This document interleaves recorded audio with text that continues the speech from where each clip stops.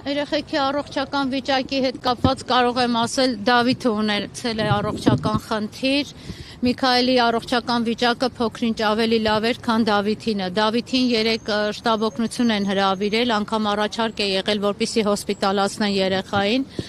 Դավիթը հրաժարվել էր, բայց այսօր էլ ընդամենը երևի մի կես ժամ առաջ ենք տեսել, էլի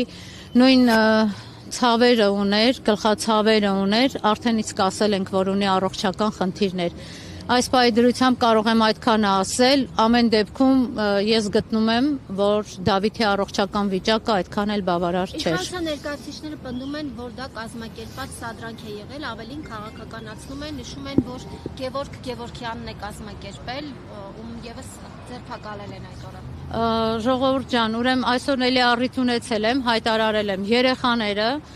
ընդհանրապես որևէ քաղաքական կուսակցության անդամ չեն, երեխաների ընտանիքի անդամները որևէ կուսակցության անդամ չեն։ Դա հայտարարում եմ որպես փաստաբան եւ հայտարարում եմ որպես այդ ընտանիքի մոտիկ մարդ, որտեվ հենց իմ տղաս սովորում է այդ երեխաների հետ։ Արդեն 10 տարի մենք սովորում ենք այդ երեխաներից, այսինքն երեխեքը մեծացել են իմ աչքիս առաջ։ Գևորգ Գևորգյանը ընդհանրապես բոլորս զարմացանք, դեռ ավելին ասեմ, երբ որ Գևորգ Գևորգյանին ձերբակալել էին, մենք շատ զարմացանք եւ քնչականում, երբ որ երեխեքը Գևորգին տեսան, Գևորգյան, ասեցի երեխեք ջան, այս են ձեր կասկածանքի որոշման մեջ, որ գրած է Գևորգ Գևորգյան, ինքն ասեցին, վայ բարև ձեզ Գևորգ ձյաձյա։ Շատ զարմացան երեխեքը։ Ընդհանրապես որևէ կապ, որևէ առնչություն Գևորգ Գևորգյանի հետ երբևէ չեն ունեցել։ Երեխեքը որևէ մի կուսակցության, որևէ մի պատգամավորի, պաշտոնատար անձի ընդդիմության ներկայացուցիչի հետ ընդհանրապես կապ չունեն։ Միայն մեկ բան կարող եմ ասել, երեխաները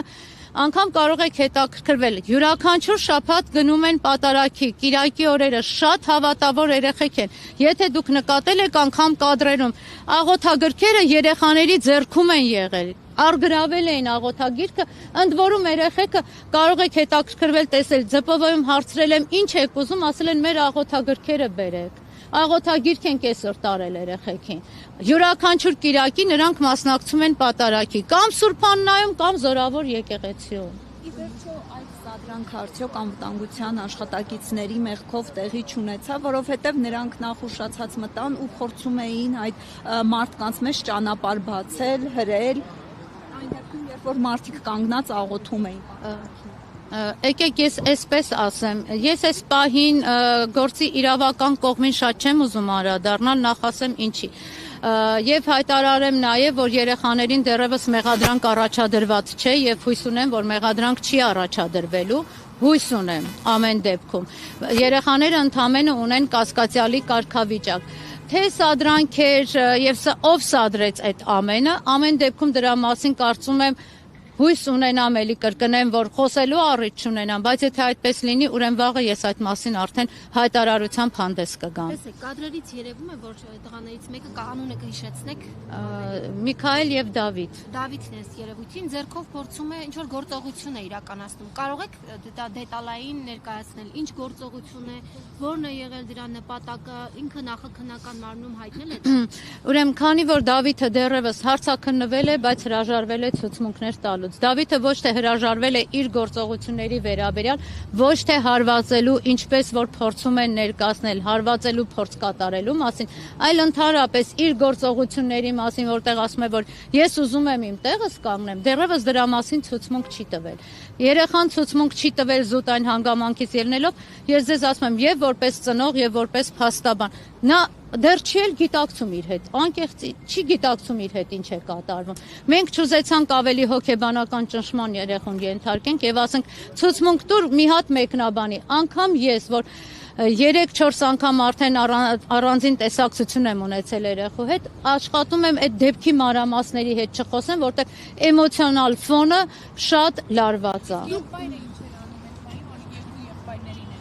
Եղբայրը հետևը կանգնած աղոթում էր, երբ որ տեսավ, որ մյուս եղբայրը ինչ որ լարված էմոցիոնալ վիճակում է, ասում էր Դավիթ հետ արի։ Ընդամենը դա։ Տեսեք, դուք այդ գործողությունը արվել է երկրի վարչապետի նկատմամբ եւ ակնհայտ երևում է տեսանյութերից։ Դուք որպես իրավաբանությունից գիտակ մարդ, ոնց եք մտածում, ինչ պետք է անեն իրավապահները, նախաքննական մարմինը ինչ պետք է անի, որ հետագայի համար, հա, զերծ պահի հանրությանը նման գործողություններ իրականացնելուց։ Եթե դա իհարկե հանցագործություն է։ Ես դա չեմ համարում հանցագործություն, դա հարցի մեկ այլ կողմն է, բայց թույլ տվեք ձեր այս հարցի մեկնաբանությունը չտամ, որտեղ այս հարցի մեկնաբանությունը եթե տամ որպես իրավաբան եւ որպես քաղաքացի, չեմ ուզենա, որ դա ասոցացվի երեխաների հետ։ Ընդամենը դա, որտեղ ցանկացած իմ խոսք, ես արդեն տեսա, իմ նախորդ ինտերվյուից հետո տեսա նաև թե ինչ մեկնաբանություններ են եղել, ինչպես նաև ներկայացնում են, որ անգամ փաստաբանները մանիպուլացնում են ժողովրդին, որ երեխաները դպրոցական են։ Ես չեմ պատկերացնում, որ կարելի է այդ հարցը գոնե ամենապարզունակ 29 դպրոցում, որ այդ ամենապարզունակ հարցը կարելի է մանիպուլացնել։ Դուք պատկերացնում եք, եթե ես հիմա իմ դիրքորոշումը հայտնեմ դրա մասին, ինչ կկատարվի։ Դրա համար ուղղակի ես ձեզ խնդրում եմ, այս պահին ես զերծ մնամ իրավական գնահատականներից եւ դիրքորոշումից որպես փաստաբան, այլ ընդամենը մենք ներկայացնենք, ես ինչի շատ կուզենամ, որպեսզի դուք զրուցեք, իմ հետևում հիմա կանգնած են մեր երեխեքի, մեր դպրոցի ծնողները, ովքեր երեկվանից ինչ տեսել են այս ամենը, ընդհանրապես 1 րոպե երևի դադար մեզ չեն տվել։ Իրենք երեկվանից են այստեղ եղել, այսօր էլ երբ որ իմացան, որ ես արդեն հարցազրույց եմ տվել, իրենք են խնդրել, որպեսզի իրենք նույնպես իրենց կարծիքը հայտնեն։ Երեխաներին այսօր հասարակության մի զանգված փորձեց ներկայացնել որպես չգիտեմ, էլ հանցագործներ, էլ ներողություն եմ ընտանիքից խնդրում, էլ անդաստիարակներ, այդ երեխեքը բացարձակ երեխեքն են, դրանք 2 դպրոցի դեմքերն են եղել, ու մենք, ես այստեղ ասում եմ ձեզ, որպես ծնող, ես չեմ տեսել մի երեխա, համենայն դեպս իմ շրջապատում չկա, որ 12 հատ պատվոգիր ունենա, պետական քննությունները միայն 20-ով հանձնի, բացարձակ տիրապետեն 2 օտար լեզվի, ամենաբարձր մակարդակներով։ Նշեցիք, որ առողջական խնդիրներ ունեն, այսինքն կալանքը անհամատեղելի է լինելու իրենց խնդիրները։ Ըստ իմ գնահատման, այո։ Ես հիմա մասնագետ չեմ, բայց ամենայն դեպս այն բժշկական փաստաթղթերը, որոնք որ իմ ձեռքի տակ կային, ավելի մանրամասը չեմ կարող ասել, որովհետև դա արդեն անձնական բնույթի է, իմ գնահատմամբ այո։ Մարդու իրավունքների պաշտպանի հետ զրուցել եք, ներկայացրել եք այդ հիվանդության։ Հիվանդության թղթերը չէ, երեք երբ որ արդեն խոչընդոտ էր ստեղծվել քրեական վարչությունում եւ մեզ տևական ժամանակ չէին թողնում երեխաների մոտ բարձրանանք, մենք դիմել ենք մարդու իրավունքների պաշտպանին, 1 ժամ ու կես հետո նրանք նույնպես արձագանքեցին, 1 ժամ ու կես հետո մենք կարողացանք բարձրանալ վերև, այսօր նույնպես ասեմ, որ ՄԻՊ-ի գրասենյակից աշխատակազմից այցելել էին երեխեքին եւ նրանց կենսապայմանների մասին փորձել էին տեղեկանալ։ Վարդարացել էր, տեղում բուժօգնություն ցուցաբերել են կամ Դավիթը հրաժարվում է գնալ բուժհաստատություն ու ինչու։ Դավիթը ոչ թե հրաժարվել էր, այդ պահին արդեն կարողացել էին համապատասխան միջապնդության արդյունքում, երբ որ երեխան վատացել էր, գիշերը 4-ի սահմաններում է եղել, անմիջապես չեմ կարող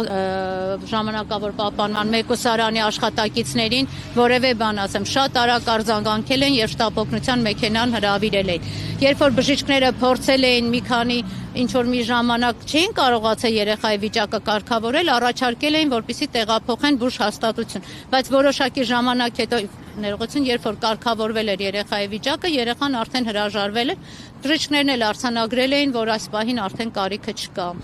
Այսօր նաև կներեք, այսօր նաև դատաբժշկական փորձաքննության են տարել Դավիթին, եզրակացությունը կա արդեն։ Ոչ, դեռևս եզրակացությունը չկա, երեխային տարել էին այդ հարվածը, որ ստացել են, դուք նաև տեսել եք կադրերով, այդ հարվածի հետ կապված դատաբժշկական փորձաքննության են ենթարկել, պատասխանը դեռևս չենք ստացել, բայց կարող եմ ասել, որ տեսանելի հետքեր չկային։ Իսկ հարվածի հետ կապված գիտեք որոշակի մանրամասներ, ինչպես է եղել, ով է հարվածը։ Միայն այնքանը, ինչքան որ տեսանյութերով երևում է։ Ընդ որում ասեմ, որ Դավիթի ընկերներից էլ են այստեղ, նրանք էլ կուզենան ասեն, իսկ ծնողներ ունենք, ովքեր որ դրսում են անգամ հեռուստակապով են ուզում, չգիտեմ ոնց է, այդպես են ուզում իրենց կարծիքը հայտնեն, երեխեքն էլ, չգիտեմ, շատ են։ Եթե այդ բոլոր ծնողները գային, հավատացեք, որ երբ ես փողոցը չէր բավականացնի։